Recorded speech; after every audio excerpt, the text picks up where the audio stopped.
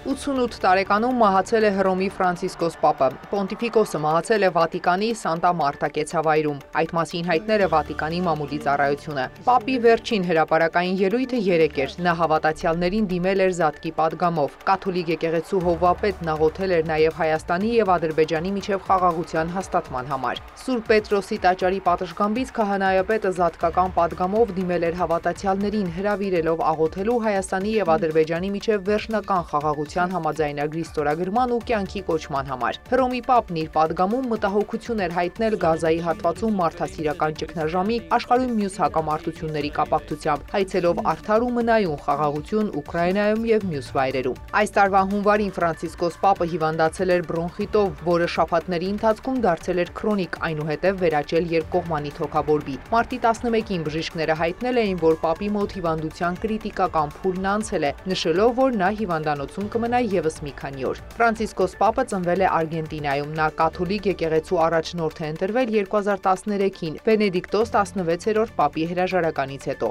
Աշխարհի տարբեր երկրների առաջնորդներ, բարձրաստիճան պաշտոնյաներ ցավակցություն են հայտնել Պոնտիֆիկոսի մահվան կապակցությամբ։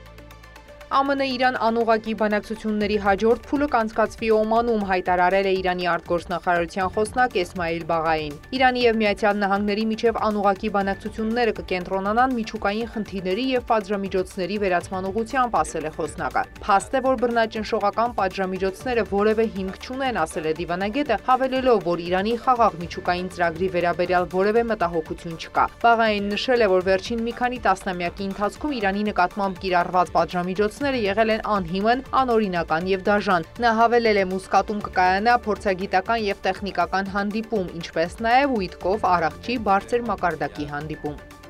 Ռուսաստանը դրական է ընկալում Միացյալ Նահանգների հայտարարությունները, թե Ուկրաինայի անդամակցությունը ՆԱՏՕ-ին բացառված է, լրագրողներին ասել է Ռուսաստանի նախագահի մամուլի քարտուղար Դմիտրի Պեսկովը։ Մենք տարբեր մակարդակներով Վաշինգտոնից լսել ենք, որ ՆԱՏՕ-ին Ուկրաինայի անդամակցության մասին խոսք լինել չի կարող։ Դա համընկնում է մեր դիրքորոշման հետ, ասել է Պեսկովը։ Ռուսաստանն ու Միացյալ Նահանգներն աշխատում են ուկրաինական հարցի ուղղությամբ եւ Մոսկվան հույս ունի, որ դա արդյունք կտա։ Ճեպազրույցի ժամանակ հայտարարել է Ռուսաստանի նախագահի մամուլի քարտուղարը, մեկնաբանելով ԱՄՆ նախագահ Դոնալդ Թրամփի հայտարարությունը, որ Ռուսաստանն ու Ուկրաինան այս շաբաթ հավանաբար համաձայնության կգան։ Ռուսաստանը բաց է Ուկրաինայի հարցի խաղաղ կարգավորման համար, շեշտել է Պեսկովը։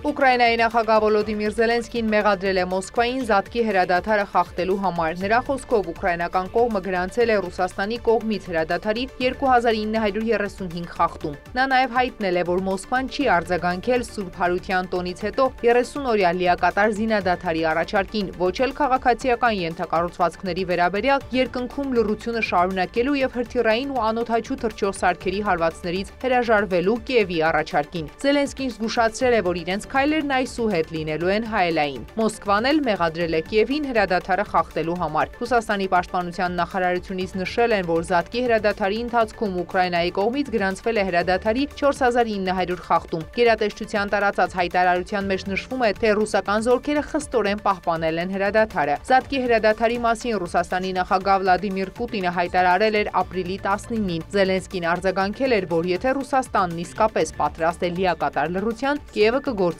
հայելային։ Ուկրաինայի ղեկավարը նաև առաջարկել էր, որ եթե հաջողվի լռություն հաստատել, այն պետք է երկարաձգվի ևս 30 օրով։ Մերի Ներսիսյան, լուրեր։